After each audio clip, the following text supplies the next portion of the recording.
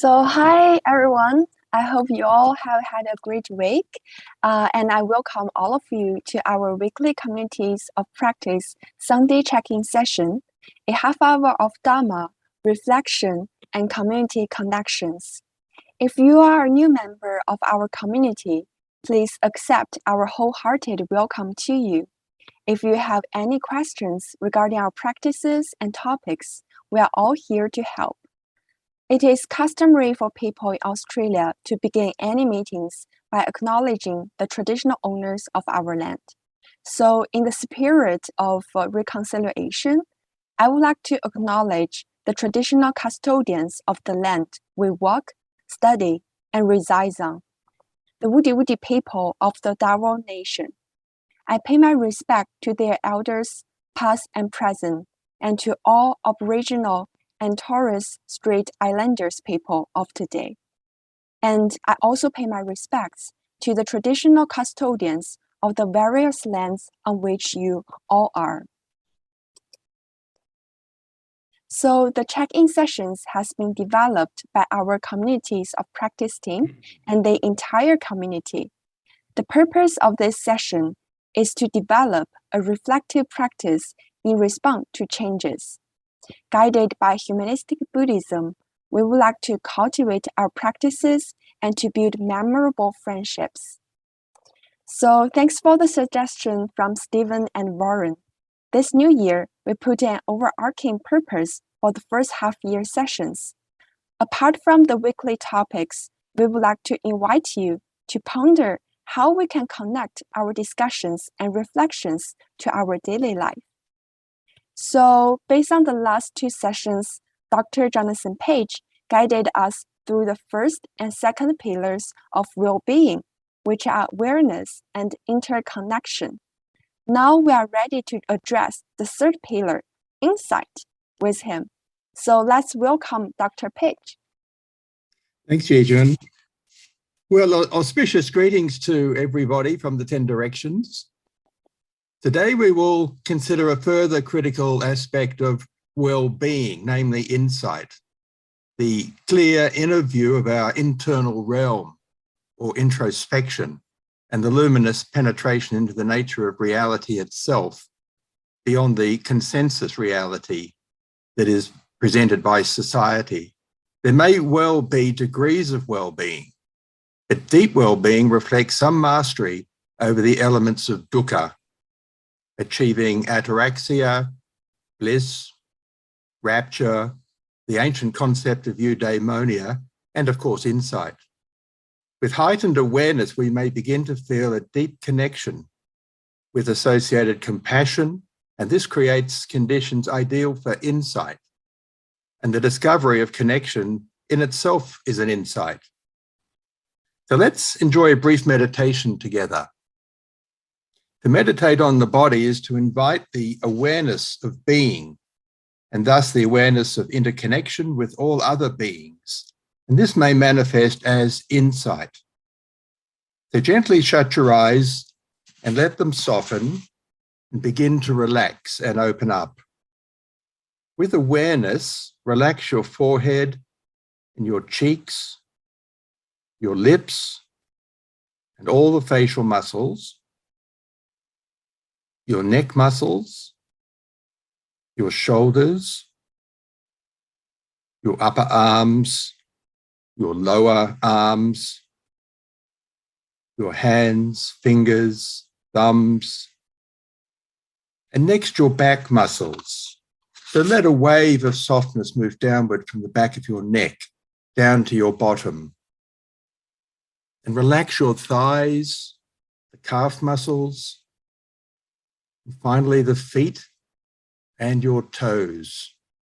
Feel the whole body completely relax. And now focus your awareness to the tip of your nose and the nostrils and follow the spontaneous rhythm of your breath. Be aware that the air you breathe has also sustained the life of millions of fellow humans, other animals, birds, reptiles, insects, fish, and plants.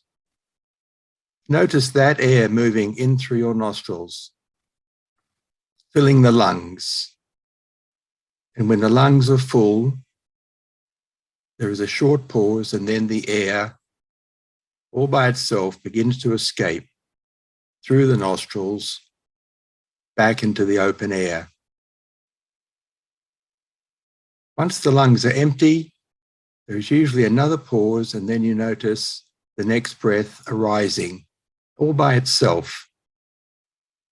So just maintain your focus on that rhythm of your own breath for the next minute.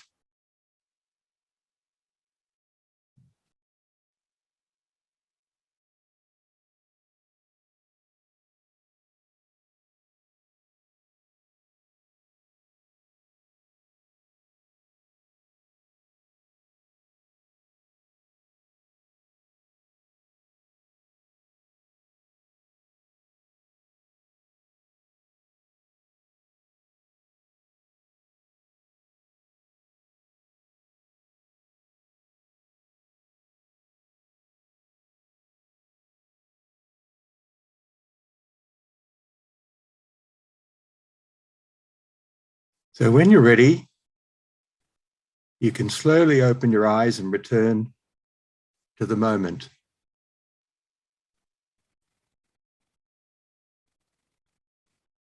So the very basis of Buddhism depends upon insight. According to the Buddhist tradition, the first teaching given by the Buddha after he attained enlightenment, which in itself must be the ultimate insight, his first teaching was the Dhammacakkappavattana Sutta, or the setting in motion of the wheel of Dharma Sutta. And this is included in the Mahayana Lalita Vistara Sutra also. And he said, there is this first noble truth of suffering, namely dukkha. Birth is suffering, aging, sickness, and death are suffering, as are sorrow and lamentation, pain, grief, and despair. Association with the unpleasant is suffering, as is dissociation from the pleasant and not getting what one wants. There is this noble truth of suffering. Such was the insight, the Buddha declared, the knowledge, the understanding, the vision, the light that arose in me about things not heard before. The noble truth must be penetrated to by fully knowing suffering. Likewise, the noble truth of the origin of suffering and the noble truth of the cessation of suffering, these were great insights, each to be fully penetrated to be fully known. The noble truth of the way leading to the cessation of suffering, the middle way or the noble eightfold path, discovered by the Buddha, was a vital further insight, giving vision, knowledge, and leads to peace, to direct knowledge and to enlightenment, and must be penetrated to by maintaining in being this noble eightfold path. In Mahayana Buddhism, the middle way refers to the insight into shunyata, or emptiness.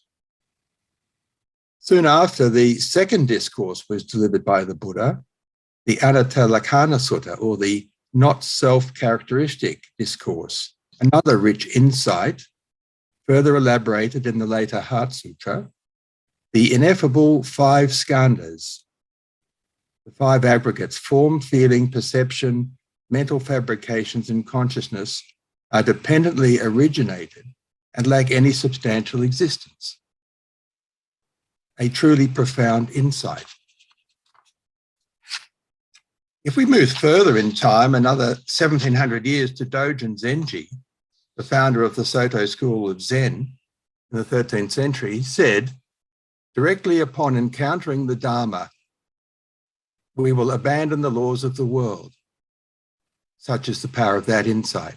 Once we discover the true order behind the appearance of things, our lives will no longer be dominated by the conventional values of society, the seeking to outshine, outrace, and to outgain.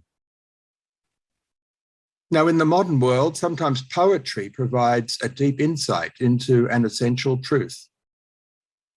As in this powerful poem by W.H. Auden, possibly one of the great poems of last century. It's called September 1, 1939, which was the day the Second World War began. And I think it is equally applicable to this year. I sit in one of the dives on 52nd Street, uncertain and afraid, as the clever hopes expire of a low, dishonest decade. Waves of anger and fear circulate over the bright and darkened lands of the earth, obsessing our private lives. The unmentionable odour of death offends the September night. All I have is a voice to undo the folded lie, the romantic lie in the brain of the sensual man in the street, and the lie of authority whose buildings grope the sky. There is no such thing as the state, and no one exists alone. Hunger allows no choice to the citizen or the police. We must love one another or die. So now back to you, Yijun.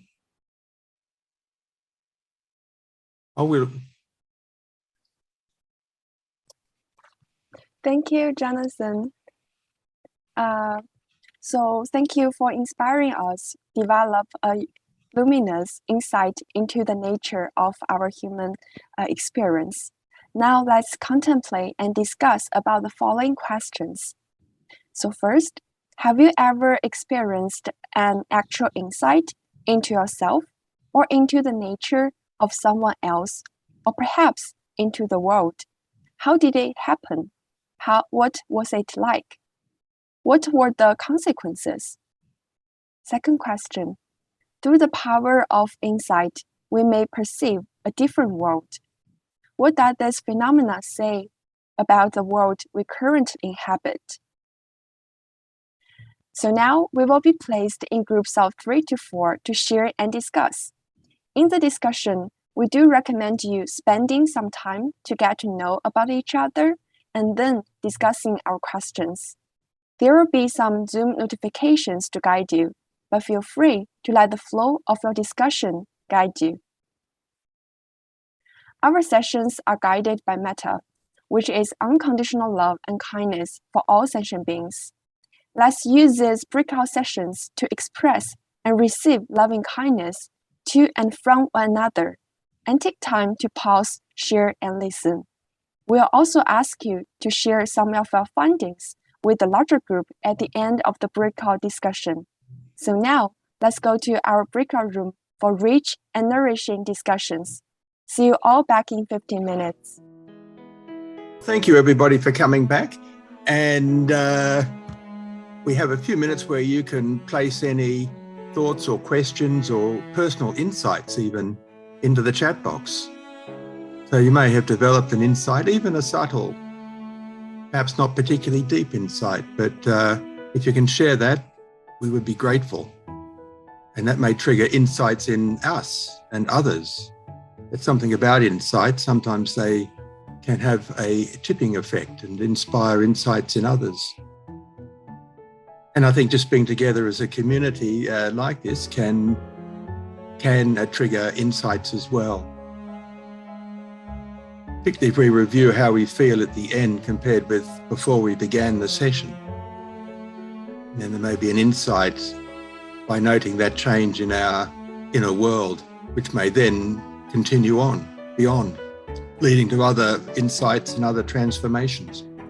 Yeah, the letting it come and go, that's right, the breath.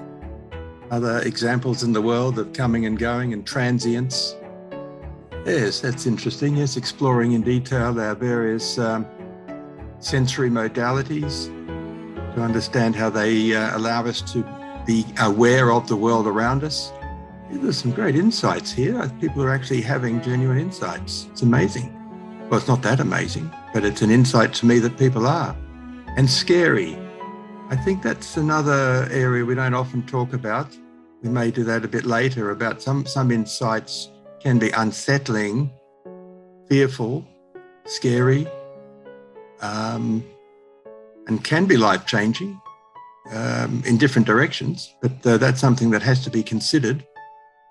They may allow us, we may become aware and insightful of something in the past, and by understanding that, it may transform us and allow our future to be free or freer. Yes, in senses of insights into non-self, no self, emptiness. Yes, if we have those, we're never the same again. So continue with these insights. They are profuse and deep and wonderful and resonant. So thank you for that. And so on. So continue with these if you can, and we will close the first part of the session, and then we'll re-meet again in a few minutes. So back to you, Yi-John. Okay, thank you, Jonathan, and thank you for sharing your insights. So we really hope the check-in session was helpful to you, and we hope you experienced the unconditional love and compassion of this community. But for anyone who might be experiencing a greater need than what today could meet, please don't hesitate to get in touch with us, and you can also reach out to the professional organizations on the screen. So a kind reminder for anyone who might be interested in studying at NTI, the deadline to apply for the Singing Education Foundation Scholarship of the second round this year will be 15th April. So go for it to reveal your unlimited potential with NTI and enhance the well-being for the world. As we check out today, let's recite the dedication of merits together to send love and compassion to whoever in need.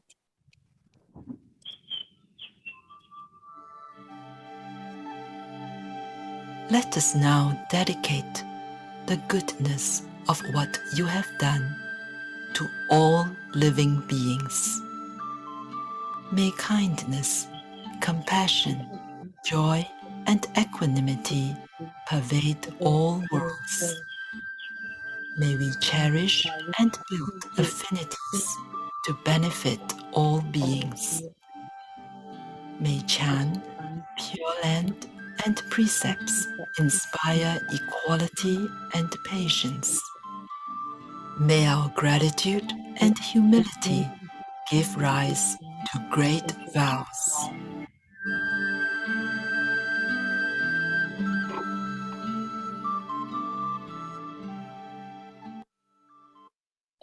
So thank you everyone for joining us. Now we will have our usual post-check-in discussions. So please stay around if you have time. Otherwise, see you all again in February 27th at 11 a.m. on Sunday. And please remember to consider how we can use the power of insight to enhance well-being in daily life. Thank you.